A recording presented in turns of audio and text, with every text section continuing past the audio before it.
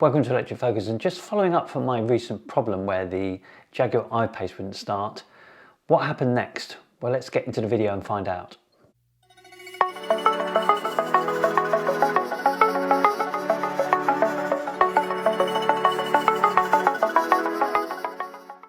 So following on from the other day when I had this problem with the car not starting, the Jaguar engineer came out first in the morning and he had a look around the car, and he first looked at the 12-volt batteries. He thought that might be the issue, and a couple of you have mentioned this to me actually, that could be the cause, and I have read this on forums as well, because there seems to be a common complaint about 12-volt batteries not working. But I've not seen any warnings about this, and that's what I'd seen you normally see. You see some sort of warning that tells you there's a problem with the 12-volt battery. But anyway, he said he needed to check those first, and he checked both of them and they were absolutely fine, so it wasn't that. However, there was something else that I explained to him that I'd seen, and I didn't mention this on the previous video.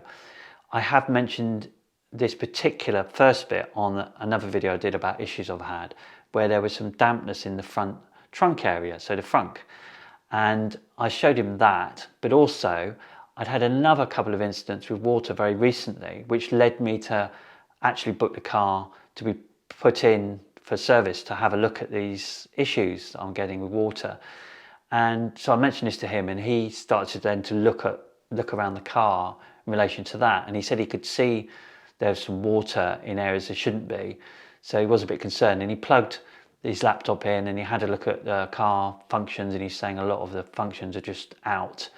So he's concluded that he actually thinks that it's the water that's related to the issue, and that it needed to go in, and that it's probably the electrics have shut down completely. So unfortunately the car's got to go in, and he then said he would go away to arrange this, but he did say that because it was completely dead, that he thinks I'm going to need a HIAB to pick the car up, which I thought was a bit extreme, but anyway, because it's in my drive, so I thought it was odd. Anyway, he went to organise that. I had to chase up a bit on that, but to be fair, it's very easy to get through to Jaguar Assist, and they kept me updated. So eventually somebody turned up from a recovery company, and he came on a flatbed lorry. And so the first thing I said to him is, well, how are you going to get the car off the drive? Because I was told by the Jaguar engineer you'd need a HIAB. And he said, well, I thought the car had power. And I said, well, it hasn't got any power. Anyway, cut long story short, he went away because he couldn't pick the car up. So then it went back to Jaguar. I spoke to Jaguar again. They said somebody else was coming out. And eventually the AA came out later on that day. Again, first thing I said to him is, he turned up, by the way, in this big white truck to pick it up. And I said, how are you going to get it off the drive? Because you can't move it. And he again said, I thought the car had power. And I said, well, there seems to be a real breakdown in communication here, because you're the second person who said it to me. Definitely hasn't got power. Showed him it, explained what had happened, and he could see there's no way he could manoeuvre the car. So he then went away and had further conversations, and eventually came back with somebody else, and he said that he'd have to actually take off every single wheel of the car to release the brakes to allow them to take it off the drive. So anyway, that's what he did in the end. I had to leave him to it. I was working, by the way, in between this, so it was a bit of a faff going back and forwards, phoning Jaguar, coming out and speaking to these people. But anyway, I was patient, and I let them get on with it, and they managed to get the car off the drive, onto the truck, drove away with it. So didn't have my car.